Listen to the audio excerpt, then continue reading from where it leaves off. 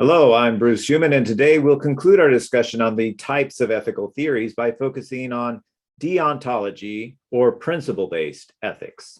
Principle-based ethics focuses on the act itself, not the consequences or the agent's character. Actions are judged as ethically right when they conform to ethical principles or rules of ethical conduct. The foremost advocate of this tradition in ethics, 18th century German philosopher Immanuel Kant, argued that there is essentially one fundamental ethical principle that we should follow no matter the consequences. Respect the dignity of each individual human being. Immanuel Kant's principle was called the categorical imperative. For example, following the categorical imperative, under no circumstances should one cheat, steal, kill, or lie, not even a white lie, or a lie to avoid punishment or harm to oneself or others. Immanuel Kant took an extreme position called moral absolutism in his categorical imperative, where certain actions are always immoral, regardless of the consequences of the situation.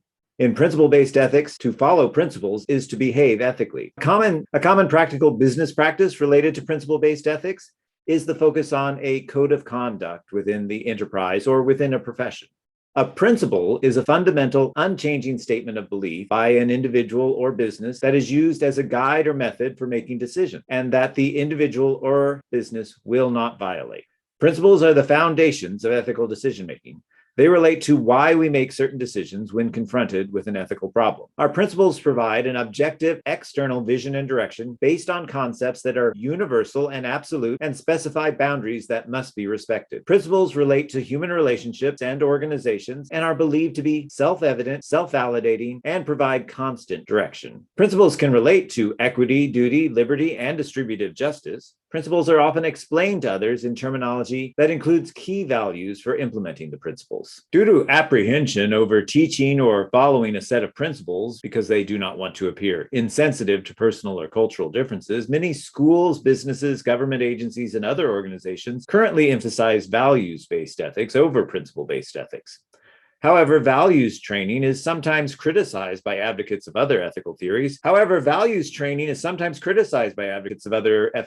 Because values-based ethics does not define certain acts as universally ethical or unethical, developing good versus bad character, or right versus wrong behavior. Instead, values-based ethics emphasizes only what a particular person considers to be valuable. Thus, the objectives of values training could be satisfied by simply saying, I consider monetary security, feeling right about life, and a modicum of love to be valuable, and therefore I've lived a good life if I pursued and have been able to acquire some of these values. This represents a significantly weaker ethical position than radical utilitarianism or situationalism, for it does not even advocate a minimization of harm or maximization of social benefit. By comparison, principle-based ethics emphasizes duty to others, following unchanging principles about what is right and wrong, regardless of the situation. For example, if lying is wrong, then it's wrong in all situations. Principle-based ethics also holds that it is one's moral duty to follow universally mandated rules. Why universally mandated? According to Immanuel Kant, moral laws can have no exceptions. Ethical principles provide an objective direction outside of self-interest or situational issues based on concepts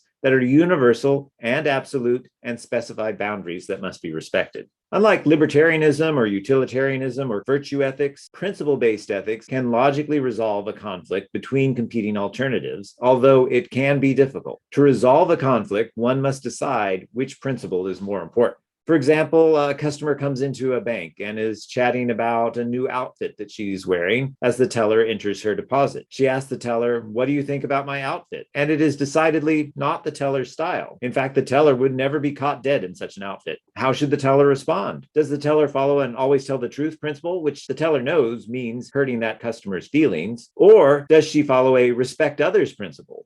Well, to resolve the conflict, the teller decides that it is more important to respect other people than to tell the truth. Let's look at some characteristics of principle-based ethics. First, principle-based ethics associates ethical conduct with particular acts. For example, on the negative side, it associates evil or unethical behavior with harming unnecessarily, lying, cheating, stealing, being unfair. But on the positive side, it associates good or nobility with honesty, fairness, altruism, and even love. Principle-based ethics considers the above associations to reflect inviolable principles. Now, inviolability generally refers to an unwillingness to engage in a particular evil action unless one is compelled to do so in order to avoid a greater evil or an evil of a greater magnitude. As such, principle-based ethics holds that the end does not justify the means. That is, one cannot use an evil means to achieve a good or beneficial end. Though principle-based ethics allows one to use an evil means to avoid an even greater evil, for example, self-defense, it does not permit the use of an evil means to achieve a beneficial end. Therefore, even if an action should produce a benefit for 100 people, it cannot justify doing an unnecessary or unfair harm to a single person in order to achieve it. Let's look at some of the justifications for principle-based ethics. First is conscience, an immediate, intuitive sense of right and wrong in action. Second are cultural mandates. If a person or organization violates principles, the culture will view them as having done something wrong. This may lead people to avoid or shun that person or company. For example, a consumer boycott of the company's products, negative portrayals in the news, or legal prosecution, such as lawsuits, congressional inquiries, or arrest and trial. A third justification for principle-based ethics is one's religion, whether that's following the Ten Commandments or the Mahayana emphases and adaptations from Buddhism, such as the Mahaparinirvana Sutra. In brief, principle-based ethics asks the question, should we, relies upon a sense of inviolable principles, and does not allow the end to justify the means, though it will allow for the lesser of two evils to resolve an ethical dilemma. Some of the difficulties with principle-based ethics center around how to decide which principles to follow and who decides which principles count. Kant recommends that we act according to those rules that could be agreed to by all people. So that's a fairly limited number of real principles that everyone in the world could agree to. This is the first form of the famous Kantian categorical imperative. Basically, your principles should be the ones that everyone agrees that they would like to see everyone follow. Otherwise, you might come up with a principle that is less than stellar. For example, a principle for somebody might be step on anyone to get ahead. Well, I don't think everyone's going to agree to that. And so that is really not a good universal absolute principle. The principles can arise from using a rule utilitarianism or a justice and fairness approach as the first steps in deciding what universal principles should be. Ethical principles often include things like honesty, integrity, respect, transparency, fairness. Here are some other common examples of ethical principles. Avoid conflicts of interest. Be transparent. In other words, disclose information that other people ought to know. Be impartial. Respect the rights of others. Treat others justly. Take responsibility both for your actions and inactions, as well as for the actions and inactions of those you supervise. Maintain your integrity.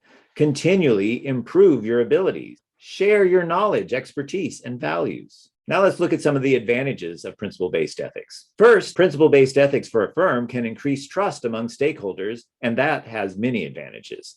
In fact, the resource advantage theory of competition shows that trust is the key variable in determining business relationship commitment, increasing business cooperation, and reducing uncertainty and its cost. David Batson, in Saving the Corporate Soul, says that we attribute character to people and we do the same thing to companies. Reputation is the perceived character a company holds in the public eye. A lot of companies have a strong brand, but lack a well-established reputation. Reputation serves as the guardian of the company brand. A company can take years to build a brand, yet destroy it overnight with a soiled reputation. Now, the bad news, according to David Batson, is that consumers give very few companies high marks for reputation. In fact, he says that less than 2% of Americans surveyed look at US companies as excellent corporate citizens, and more than half rate corporations as below average in social responsibility. Another benefit of principle-based ethics is not only about avoiding the negatives, such as unethical behavior and scandals, but inspiring people to seek nobility in their communities and in their own lives.